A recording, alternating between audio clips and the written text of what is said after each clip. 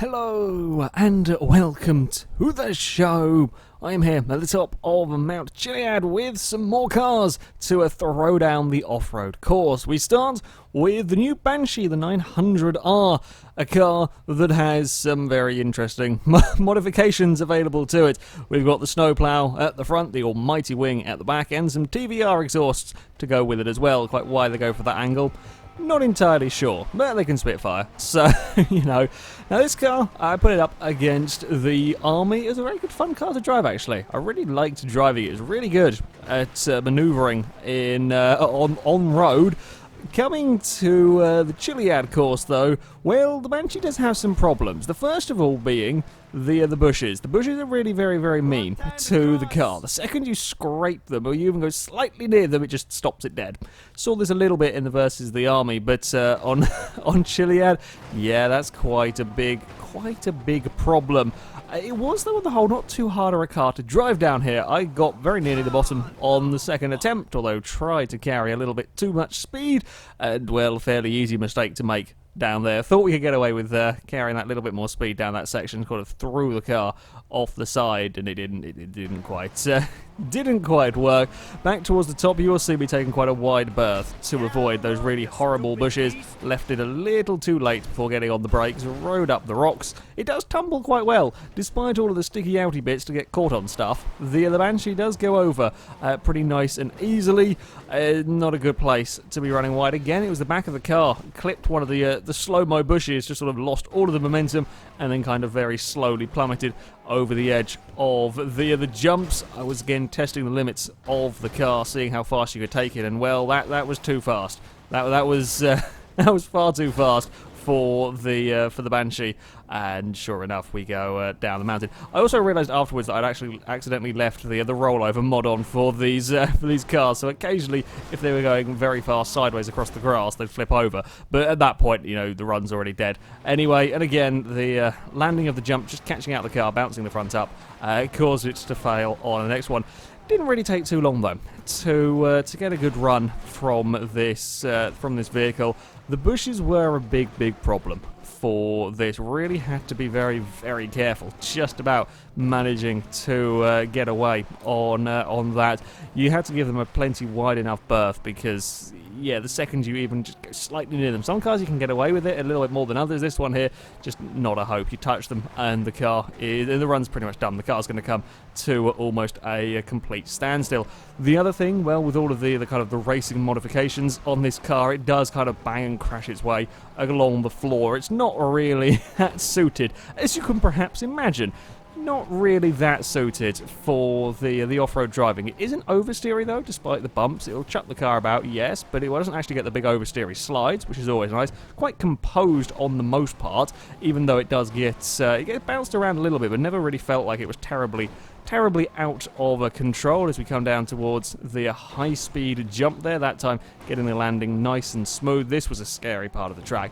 Really had to be very, very precise down here to make sure you didn't try and cut a little bit too much, get caught in the bushes, and then get flung off of the road. Around the second to last corner, across the nasty bumps with the Banshee, flat out around the final turn as well, and it's across the line for the 900R. I tried to avoid the trees. Didn't work that time around. Car got down the mountain in pristine condition, little bit of damage. I mean, considering we just hit a tree about 70 miles an hour, the front bumper is hanging off a little bit and the windscreen's shattered. Otherwise, it's, that's in pretty good condition. And if you manage to kind of park it right, it doesn't really show that the bump. There we go. See, bumper, it looks fine. Up next, we have got the Sultan RS, a car that is much more suited to going down Chiliad. We've got the side exit exhaust at the front, and we have a wing on top of a wing because of reasons of downforce, I suspect. Very strange system, but hey, it's an option, so why not have the almightiest of wings? Sultan is a generally pretty damn good car for doing this kind of thing, so I was expecting a decent attempt from this vehicle, and this is a great car for going down Chiliad. It has got plenty of power, plenty of grip, deals with the bumps very, very well. Unfortunately, doesn't really deal with the Coyotes so well. Just got caught underneath the wheel and launched the Sultan up in the air at a critical moment while cornering. And, well, Sultan will go straight on there. Trying to get out of the way of the hikers didn't go particularly well. I thought I got it back on the road safely. I think I might have just got a little bit of airtime at the crucial moment when I was trying to steer and just speared off the course the other direction and then had... yeah, a pretty silly accident, running a little too wide with the Sultan coming up towards that jump would see, me manage to knock over one of the hikers, and then as we come down, the side road wasn't quite as badly affected by the bushes. This car at all clipped the bank on the inside, very easy mistake to make, seen many a car have that instant, and then we'll go for a roll with the Sultan as well, just for good measure. Just tiniest of brushes on that cliff side there is enough to just put you off course so you miss a critical corner. This car really wasn't particularly hard to drive down Chile. I think it was only about 4th or 5th attempt that I got this down the course cleanly, because well, it's a really very well-suited car to this kind of course. Again, you know, perhaps what you would expect anyway from the Sultan. It is another relatively low vehicle, unlike the Banshee though. This is constantly banging its way along the floor. This, I mean, it scrapes the floor a couple of times, but it is certainly nothing too bad as we come around the hairpin. It wasn't quite as cooperative as we have seen some cars getting around the hairpin, but certainly there wasn't any major problems.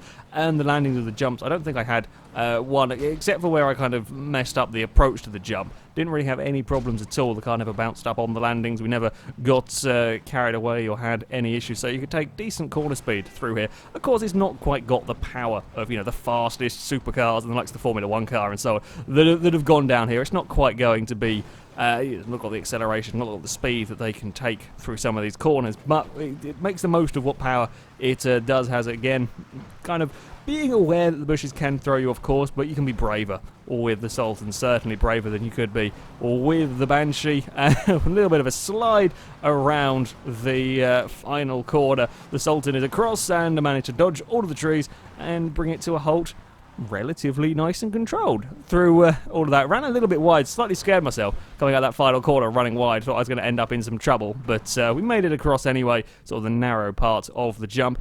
Yeah, a very, very good solid car, as you would imagine. Going down chiliad, the Sultan RS was a rather nice vehicle. A fantastic overall car as well for pretty much whatever conditions. And sticking with the theme of race cars, well, I needed something else, so why not use a McLaren 650S GT3 car? Seemed like a sensible a vehicle as any to be firing down this course. This one, interestingly, couldn't do a flamethrower from it. The other two cars, we could get the other flamethrower going on, but the McLaren wasn't interested. The hikers didn't have a particularly great day. They were in complete blind spot, just flew over the crest of that first corner and splattered the pair of them. And not much I could have done with that one. And certainly this McLaren on the opening run was feeling good. You never quite know what you're going to get with these race cars. Sometimes they deal with it very well. Sometimes things go well. Sometimes things go like that. It was an impressive flip as I got a little carried away. So much grip. We've got a little bit of a grip roll going on. It was a spectacular stunt from the McLaren. Probably one of the best stunts we've seen, and such a smooth landing as well from the 650S. Sometimes we have seen, like the McLaren, the last McLaren to go down here, the F1 long tail. It was too low and it couldn't deal with the course. This was, well, still, you know, being very low, was dealing with the course quite well, although me turning in too soon to the hairpin doesn't really help matters. Again, pretty impressive two-wheeled hold for a little while at least. Trying to avoid the bushes meant I went too far off the course, and that dragged the car around. We bounced across some of the rock faces. Yeah, you want to avoid the bushes as best you can, but if you dip a wheel over the edge, it can have some disastrous consequences.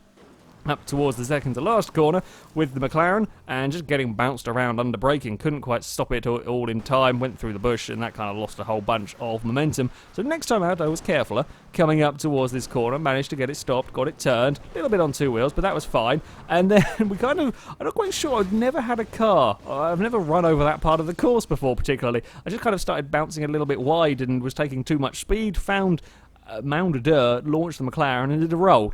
on the final corner. Yeah, that's a first, I think. I'm pretty sure I must have crashed at every single possible location now on this course, because yeah, that was a new one to me down there. Again, didn't really take too long. None of these cars were particularly hard to drive down this course. The McLaren, decent acceleration, definitely the fastest of the lot, accelerating-wise, or certainly got up to the highest top speed on this course. Not that you really get very fast at all around here, but yeah, it was getting up towards 80 miles an hour, which is pretty good going for a car down at Chiliad. Handling-wise, a lovely vehicle.